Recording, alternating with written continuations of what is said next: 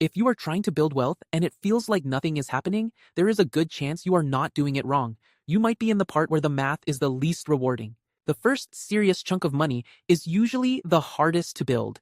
Not because $100,000 is magic, and not because everyone needs to hit that exact number by a certain age.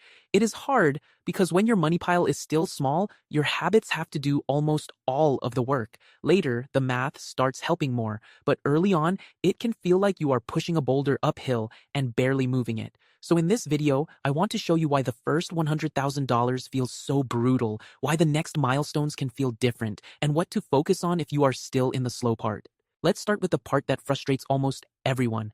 When you only have a few $1,000s invested, investment returns do not feel very exciting in real life. If you have $10,000 invested and it grows by 7% in a year, that is $700. $700 is not nothing, but it probably does not change your life. It might cover part of a rent payment, a car repair, or a few grocery runs. After a year of discipline, skipped purchases, and smart choices, that can feel strangely disappointing. Now, compare that to $100,000. A 7% year on $100,000 is $7,000. That still does not make you rich, but it starts to feel like the money is participating. It is no longer just you adding every dollar by hand. Your investments are beginning to add an amount that looks like a real contribution. And if you eventually had $500,000 invested, that same 7% year would be $35,000. Same return, same percentage, completely different feeling. This is the part of compounding that people talk about, but they often explain it in a way that makes beginners feel worse. They show the giant snowball at the end, but they skip over the years where the snowball is basically a sad little ice cube. In the beginning, compounding is real, but it is quiet. If your account goes from $5,000 to $5,350, that is compounding. It is working. It just does not feel powerful yet. That is why the first stage of building wealth is mostly not about being an investing genius. It is about building the base, and the base usually comes from three things: spending less than you make, increasing your income when you can, and avoiding big financial setbacks that wipe out months of progress. That sounds less exciting than finding the perfect stock, but it is the truth. Early on, your savings rate matters more than your investment return. Imagine two people who both start with $10,000 invested. The first person spends hours trying to get a slightly better return but only invests $100 a month. The second person uses a simple, boring investment approach but invests $500 a month. Over time, the second person probably has the bigger advantage, not because they found a secret but because they are feeding the machine more consistently. When the account is small, new money matters a lot. Your contributions are the engine. Your returns are more like a small tailwind. This is also why the first 100,000 can feel emotionally unfair. You may be doing the right things and still feel like your net worth is moving slowly. You put in $1,000 and then the market drops. You finally build an emergency fund and then your car needs work. You start investing and the account still looks tiny compared to people online talking about 6 figures, 7 figures, and passive income. That is where a lot of people quit, or they start reaching for riskier things because boring progress feels too slow. They think, if this is all I get from normal investing, maybe I need something more aggressive. And that is a dangerous moment because the early stage is not supposed to feel impressive. It is supposed to prove that you can keep going long enough for the math to matter. The goal is not to rush the process so hard that you blow yourself up. The goal is to survive the boring part with your habits intact. There are a few practical ways to do that. First, measure progress by your system, not just your account balance. If the market has a bad month, your balance might go down even if you did everything right. That can mess with your head. So track the things you control: how much you invested, whether you avoided new bad debt, whether your emergency fund got stronger, and whether your money left over each month is improving. Those are signs that the machine is getting stronger even before the account balance looks exciting. Second, do not underestimate small recurring improvements. An extra $50 a month may not sound like much, but if it comes from a bill you lowered, a subscription you canceled, or a habit you changed, it is not just $50. It is $50 every month, potentially for years. And if your income goes up, try to capture at least part of the raise before your lifestyle absorbs all of it. You do not have to live like a monk.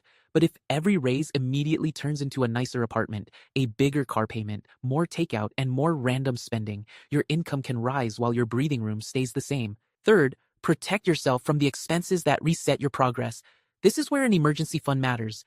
It is not the most exciting part of personal finance, but it keeps a normal problem from turning into credit card debt.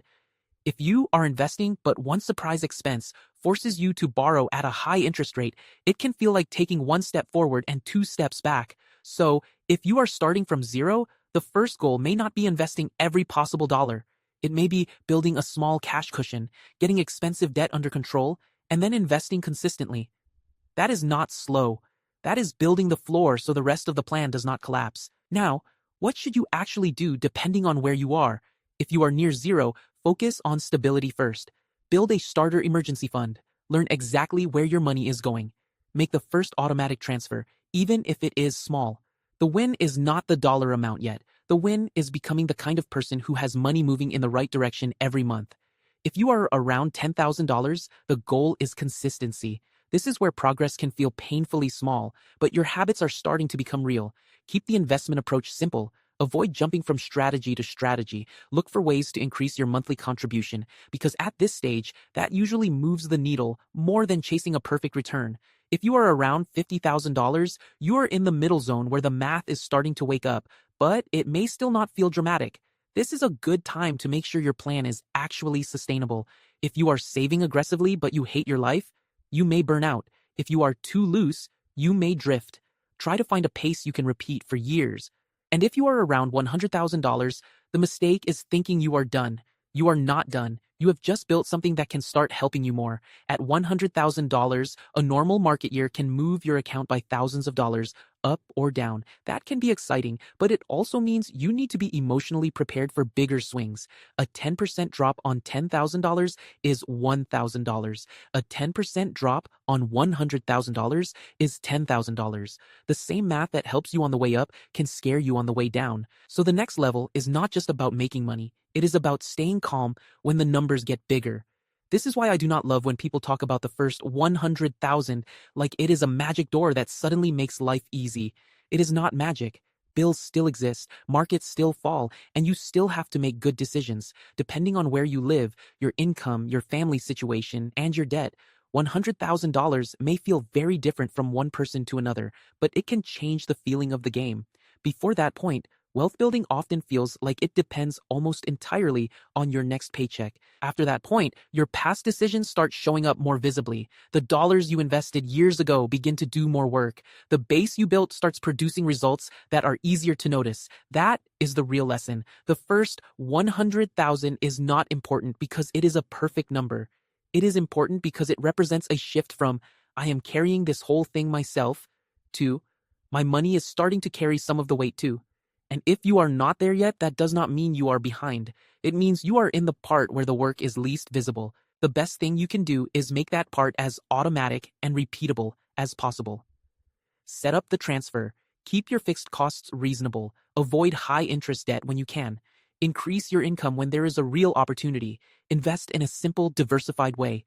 And do not judge the whole journey by the stage where the math is still quiet, because the early dollars may not look impressive, but they are the ones that make the later dollars possible.